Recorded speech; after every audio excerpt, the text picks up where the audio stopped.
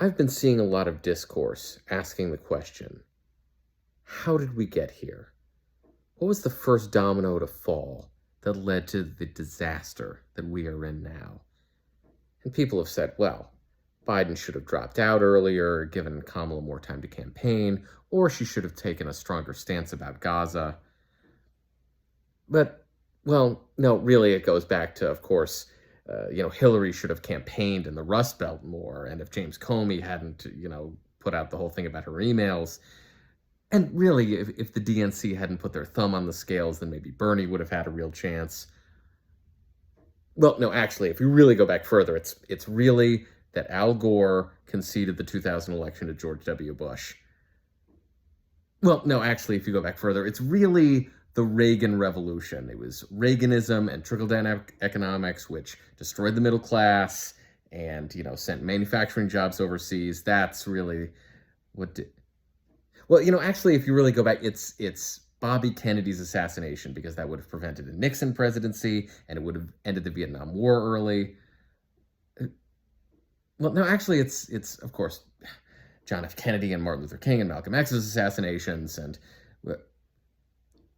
well, no, really, of course, it's the Hoover presidency and the stock market crash, and but ahead of that, of course, there's Nixon and the Checkers speech, and of course, that really ushered in the modern era of politicians manipulating the media.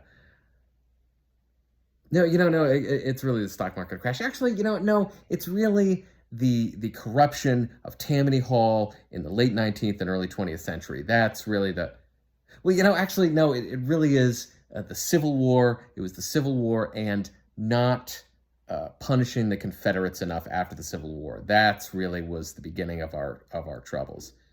Well, no, really, it was James Buchanan not preventing the Civil War in the first place.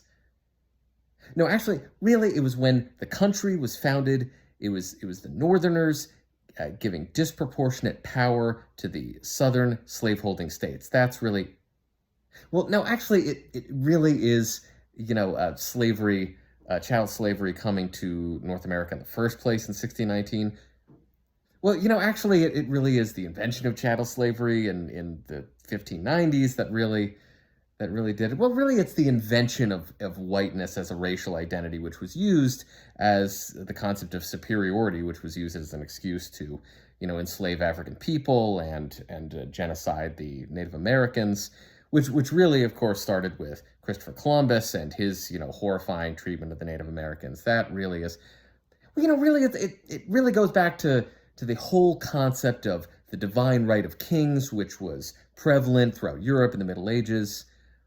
But really, it was the Roman Empire, and they, of course, had slavery, which, of course, looked different from the chattel slavery of later centuries. But really, it's the concept of the Roman emperor being, a god king, that really, a demigod, that really did start it in the first place. But really, if you go back further than that, if you have, Babylon and Mesopotamia and Egypt and the whole concept of government and there being social structures and a social hierarchy and money, which of course created greed in the first place. Really, the creation of human civilization is where things started. But, we really wouldn't have had civilization in the first place if we hadn't evolved from Cro-Magnon man and Neanderthals. So, we really shouldn't have really started evolving.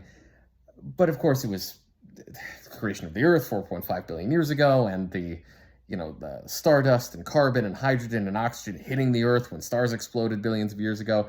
That really, and of course, that was preceded by the Big Bang. So you know what? Really, it's the Big Bang. The Big Bang is where all our problems started. So if we didn't have the fucking Big Bang, we wouldn't be dealing with Donald Trump right now.